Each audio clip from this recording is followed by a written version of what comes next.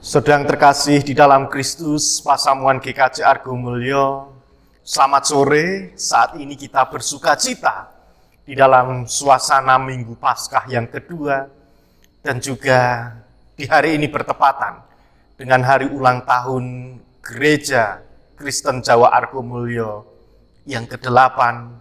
Tuhan tetap mengizinkan kita untuk bersama-sama bersekutu di dalam suasana sukacita pada sore hari ini.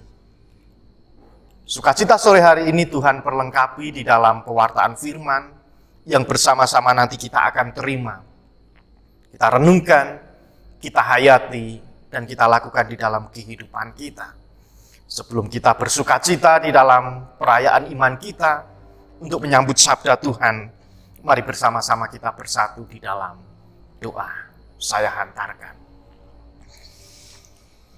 Kami bersyukur ya Tuhan, di dalam suasana sukacita, ulang tahun gereja kami yang ke-8. Tuhan tetap mengasihi dan memberkati kami. Berkat dan kasih Tuhan melalui sapaan firman yang akan kami terima sore hari ini, biarlah menjadi kekuatan di dalam kehidupan kami, untuk kami tetap terus semangat untuk melayani Tuhan di tengah-tengah kehidupan ini. Terima kasih ya Allah, bersabdalah, karena kami siap untuk mendengarkan. Di dalam Kristus Sang Sumber Sabda yang hidup, kami berdoa. Amin. Firman Tuhan di dalam suasana sukacita, 8 tahun ulang tahun gereja kita, terambil di dalam 1 Yohanes pasal 2 ayat 7 sampai ayat 17. Bacaan ini bertepatan dengan bacaan hari ini, bacaan 1 tahun kalender gerejawi, Gereja Kristen Jawa. 1 Yohanes pasal 2 ayat 7 sampai 17 yang demikian. Saudara-saudara yang kekasih, bukan perintah baru yang kutuliskan kepada kamu, melainkan perintah lama yang telah ada padamu dari mulanya. Perintah lama itu ialah firman yang telah kamu dengar. Namun perintah itu juga kutuliskan kepada kamu, telah ternyata benar di dalam Dia dan di dalam kamu, sebab kegelapan sedang lenyap dan terang yang benar telah bercahaya. Barang siapa berkata bahwa ia berada di dalam terang, tetapi ia membenci saudaranya, ia berada di dalam kegelapan sampai sekarang. Barang siapa mengasihi saudaranya, ia tetap berada di dalam terang, dan di dalam dia tidak ada penyesatan. Tetapi barang siapa membenci saudaranya, ia berada di dalam kegelapan dan hidup di dalam kegelapan, karena kegelapan itu telah membutakan matanya. Aku menulis kepada kamu, hai anak-anak, sebab dosamu telah diampuni oleh karena namanya. Aku menulis kepada kamu, hai bapak-bapak, karena kamu telah mengenal Dia yang ada dari mulanya. Aku menulis kepada kamu, hai orang-orang muda, karena kamu telah mengalahkan yang jahat. Aku menulis kepada kamu, hai anak-anak, karena kamu mengenal Bapa. Aku menulis kepada kamu, hai bapak-bapak, karena kamu mengenal Dia yang ada dari mulanya. Aku menulis kepada kamu, hai orang-orang muda, karena kamu kuat dan firman Allah diam di dalam kamu, dan kamu telah mengalahkan yang jahat. Janganlah kamu mengasihi dunia dan apa yang ada di dalamnya. Jikalau orang mengasihi dunia, maka kasih akan Bapa tidak ada di dalam orang itu. Sebab semua yang ada di dalam dunia, yaitu keinginan daging dan keinginan mata, serta keangkuhan hidup, bukanlah berasal dari Bapa, melainkan dari dunia. Dan dunia ini sedang lenyap dengan keinginannya, tetapi orang yang melakukan kehendak Allah tetap hidup selama-lamanya. Demikianlah sabda Tuhan. Yang berbahagia kita semua yang saat ini merindukan sabda Tuhan di dalam suasana sukacita dan melakukannya di dalam kehidupan sehari-hari. Haleluya. Ibu, bapak, dan saudara yang terkasih di dalam Kristus, Di dalam suasana sukacita di hari ulang tahun gereja kita yang ke-8, Tuhan mengingatkan agar kehidupan kita ini tetap harus berjalan. Kehidupan kita harus terus berlangsung. Dan kehidupan kita harus tetap bersama-sama di dalam iman yang terus teguh dan kuat. Nats yang menjadi dasar dalam suasana sukacita pada sore hari ini terambil di dalam 1 Yohanes pasal 2 ayat 15 yang demikian. Janganlah kamu mengasihi dunia dan apa yang ada di dalamnya. Jikalau orang mengasihi dunia, maka kasih akan Bapa tidak ada di dalam orang itu. Ibu, bapak, dan saudara yang terkasih di dalam Kristus, banyak orang Kristen, orang yang mengaku percaya, ternyata kurang memahami istilah dunia yang dimaksudkan di dalam bacaan kita, di dalam kehidupan kekristenan. Apakah sudah benar-benar kita ini mengenal dunia yang dimaksudkan Tuhan di dalam perjalanan iman kita? Di dalam kekristenan, yang dimaksud dengan dunia bukanlah suatu wilayah, bukan suatu negara, bumi atau tempat di mana kita berpijak. Tetapi kata dunia di dalam iman Kristen adalah segala sesuatu yang membuat hati kita menjauh dari Tuhan. Segala sesuatu yang membuat roh kita tidak lagi menyala-nyala untuk kita mau melayani Tuhan. Segala sesuatu yang menyenangkan daging dan membuat kita enggan untuk membayar harga. Itulah yang dimaksud dengan dunia.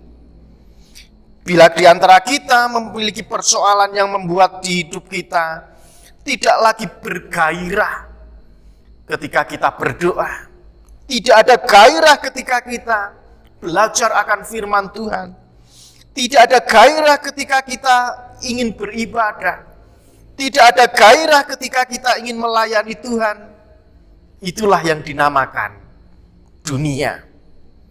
Tidak ada kegairahan lagi untuk kita bisa memberikan yang terbaik bagi Tuhan. Itulah dunia. Jadi yang dimaksud dunia bukan semata-mata berbicara tentang dosa dengan segala jenis kejahatan, perzinahan, pembunuhan, atau bahkan mencuri, merampok, dan sebagainya. Namun segala sesuatu yang membuat kasih kita kepada Tuhan itu menjadi pudar, mulai dingin, dan membuat perkara yang membuat kehidupan rohani kita itu perlahan-lahan menjadi padam dan hilang. Itulah dunia.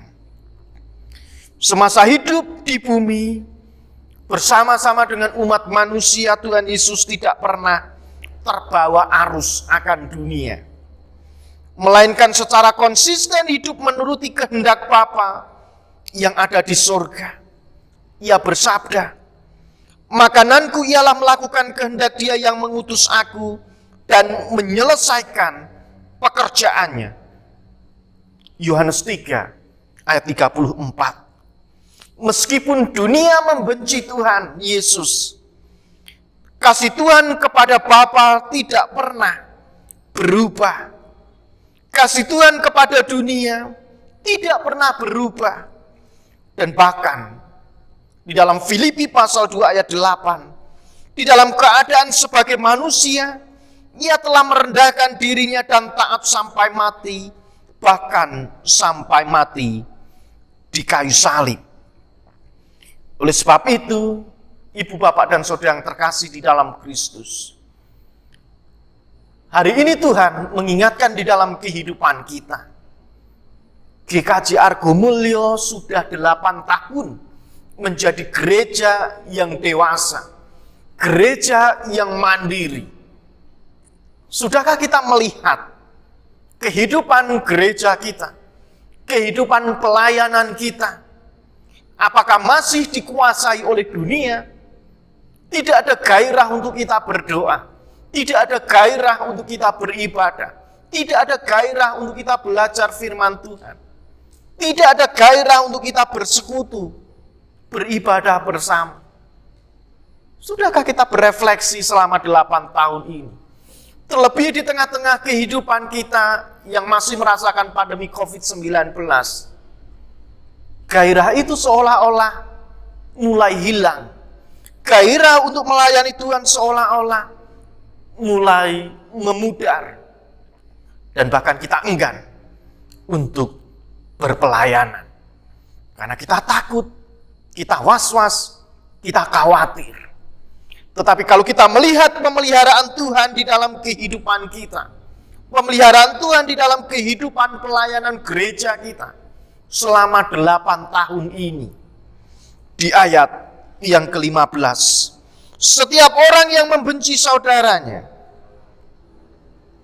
adalah seorang pembunuh manusia. Bahwa seorang yang membenci saudaranya adalah pembunuh manusia.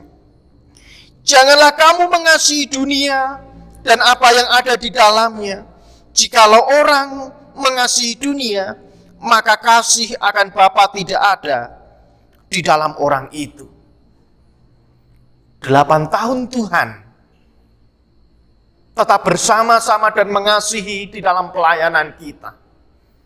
8 tahun Tuhan tetap akan berkarya dan akan melanjutkan karyanya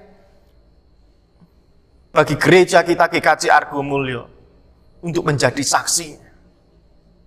Mari bersama-sama kita merefleksikan kehidupan kita.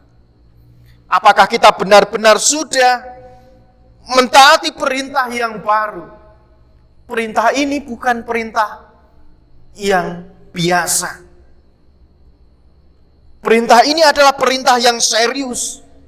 Perintah ini adalah perintah yang utama. Untuk tetap bergairah untuk melayani Tuhan. Untuk tetap bergairah untuk kita bersekutu. Walaupun tidak berjumpa. Tuhan tetap mengasihi kita.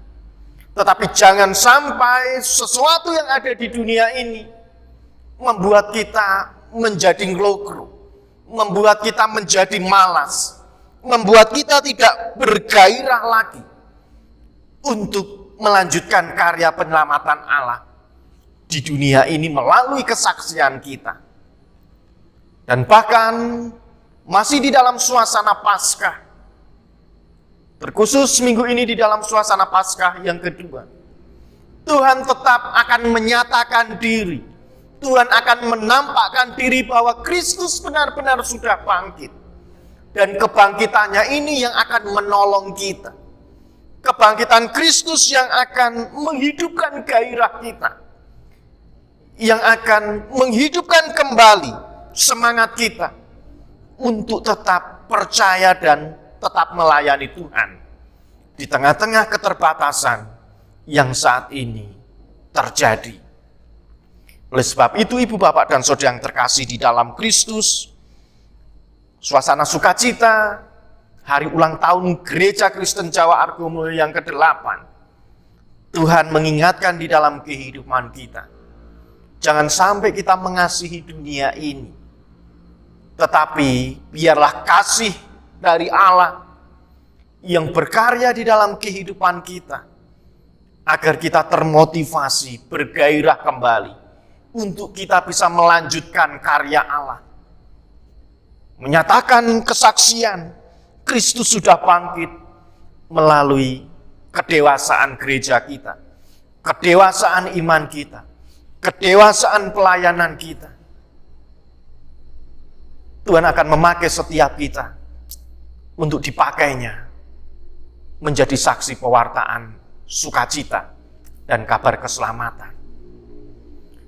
Apapun yang saat ini kita alami, apapun yang saat ini menjadi tugas kita, dan apapun yang saat ini kita kerjakan, selama 8 tahun ini, Tuhan tetap mengasihi dan menolong kita, untuk kita bisa berkembang, untuk kita bisa terus mandiri dan berproses, untuk kita bisa menghasilkan buah, untuk kita bisa menjadi saksi Kristus yang sesungguhnya di dalam kedewasaan iman kita. Kita tidak membenci sesama, tidak menyakiti saudara, dan bahkan tidak ada dendam di antara kita. Oleh sebab itu, ibu, bapak, dan saudara yang terkasih di dalam Kristus, 8 tahun Tuhan sudah berkarya. Tuhan sudah memulai. Dan Tuhan akan melanjutkan karya yang kita mulai di tempat ini. Mulai hari ini, detik ini Tuhan juga akan senantiasa menolong dan memberkati kita di dalam pelayanan-pelayanan selanjutnya. Oleh sebab itu, mari kita tetap bersyukur di tengah-tengah pandemi COVID-19.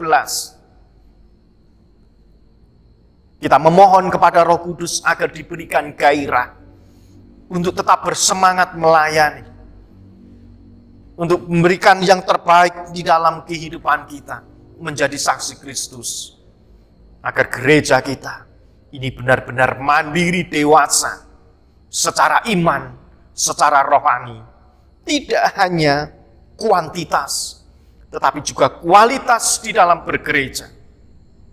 Dan semuanya itu kita lakukan untuk kemuliaan nama Tuhan. Selamat bersuka cita, selamat ulang tahun GKJ Argo Mulyo, selamat ulang tahun Bapak Ibu semua jemaat GKJ Argo Mulyo, dimanapun panjenengan berada. Selamat menikmati karya Tuhan di dalam proses pelayanan kita selanjutnya. Roh Kudus menolong dan menuntun kita. Amin.